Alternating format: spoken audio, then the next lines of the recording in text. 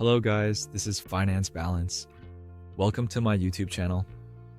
Did you know that a staggering 92% of new investors lose money within their first year of trading? That's right, 92%. The stock market can be a brutal place, especially for those just starting. Many fall prey to common mistakes that can wipe out their hard-earned savings, but here's the good news. Most of these mistakes are completely avoidable with a little bit of knowledge and guidance. In this video, we're diving deep into the top 5 mistakes new investors make so you can avoid becoming another statistic and start growing your wealth the right way. Alright, let's be real for a second. How many of you out there bought your first stock based solely on a friend's hot tip or a random TikTok video? Don't worry, I'm not here to judge. We've all been there. But the truth is, approaching the stock market without doing your due diligence is like playing poker blindfolded. You're basically just gambling with your money. Think about it this way, when you're buying a car, you don't just stroll onto the lot and pick the shiniest one, right?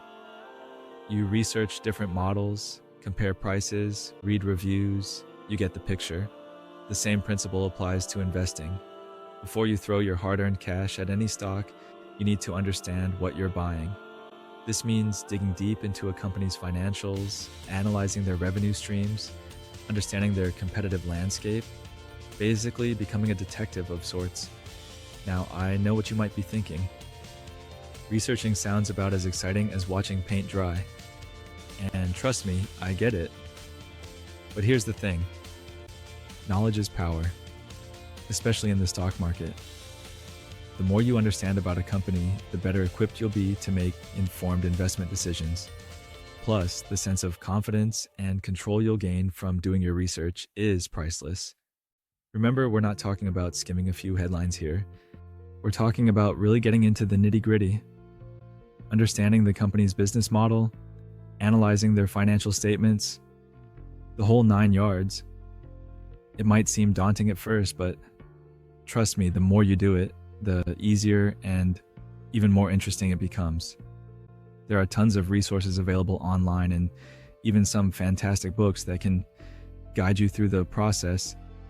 And hey, if you're really serious about leveling up your investing game, consider taking some online courses or workshops. The key takeaway here is this: investing without research is like driving with your eyes closed. You might get lucky for a little while, but eventually, you're gonna crash and burn. Let's face it, folks, we're emotional creatures. We laugh, we cry, we stress eat an entire pizza when our favorite sports team loses, but letting emotions dictate our investment decisions is a recipe for disaster. Emotional trading is a major contributor to poor investment outcomes. Fear, greed, and FOMO lead to impulsive decisions and regrets. Avoid emotional trading by having a plan and sticking to it. Determine your goals, risk tolerance, and time horizon. Tune out the noise and focus on the bigger picture. Create a system and stick to it. Seek guidance if needed. Investing is a journey, not a destination. Stay disciplined and avoid emotional trading to reach your financial goals. Chapter 3. Mistake number 3, the kiss of death, overconfidence. Alright folks, time to tackle the silent killer of many, portfolio, overconfidence. It's that sneaky little voice in the back of our heads whispering, "You got this, you're a stock market whiz," after a few lucky trades. And while it's great to be confident in your abilities, there's a fine line between healthy confidence and reckless overconfidence. Let's be real, the stock market is a complex and ever-changing beast. Even seasoned investors with years of experience get caught off guard from time to time. So, when newbies start experiencing early wins, which, let's be honest, often have more to do with luck than skill, it's easy to fall into the trap of thinking they've cracked the code. But here's the cold, hard truth. Overconfidence can lead to some of the biggest investment blunders. When we become overconfident, we tend to take on more risk than we can handle. Underestimate the importance of research and diversification, and ignore red flags that might otherwise give us pause. One of the most dangerous side effects of overconfidence is something called confirmation bias. This is our natural tendency to seek out information that confirms our existing beliefs, even if those beliefs are flawed.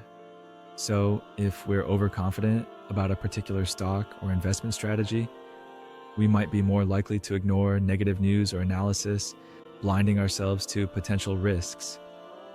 The antidote to overconfidence, humility, my friends. Remember that the market is constantly evolving. And hey, if you're on a winning streak, don't let it go to your head. Instead, use it as an opportunity to reevaluate your strategy, identify areas for improvement, and ensure you're not taking on unnecessary risk. Remember, in the stock market, just like in life, a little bit of humility can go a long way. Don't let overconfidence be your downfall. Chapter 4, mistake number 4, putting all your eggs in one basket. The diversification disaster. All right, let's talk about diversification, shall we? You know, that thing your grandma probably told you about when it comes to investing. And guess what? Grandma was right. Diversification is absolutely crucial, especially for newbie investors. Think of it this way. Would you put all your money into a single stock, no matter how promising it seemed? Of course not. That's like betting your entire life savings on a single horse race. Diversifying your portfolio is essentially spreading your risk across different asset classes, sectors, and geographies. This way, if one investment takes a hit, your entire portfolio won't go down with it. There are countless ways to diversify your portfolio, but a good rule of thumb is to invest in a mix of stocks, bonds, real estate, and maybe even some alternative investments like precious metals or cryptocurrencies, but be careful with that last one. You can also diversify within each asset class. For example, instead of putting all your stock market eggs in one basket, spread your bets across different sectors like technology, healthcare, energy, and so on. The key is to find a balance that aligns with your risk tolerance, investment goals, and time horizon. Remember, diversification is not about eliminating risk altogether. That's impossible. It's about managing risk effectively so you can weather any market storms that come your way. So, how do you know if you're sufficiently diversified? Well, there are tons of online tools and resources that can help you assess your portfolio's diversification. Or if you're working with a financial advisor, they can crunch the numbers for you.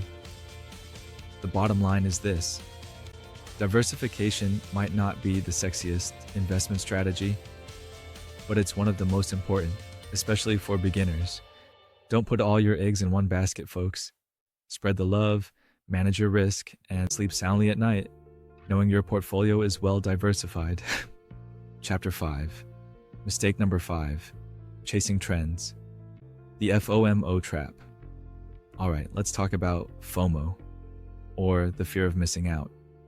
Because let's be real, it's everywhere these days, especially in the stock market.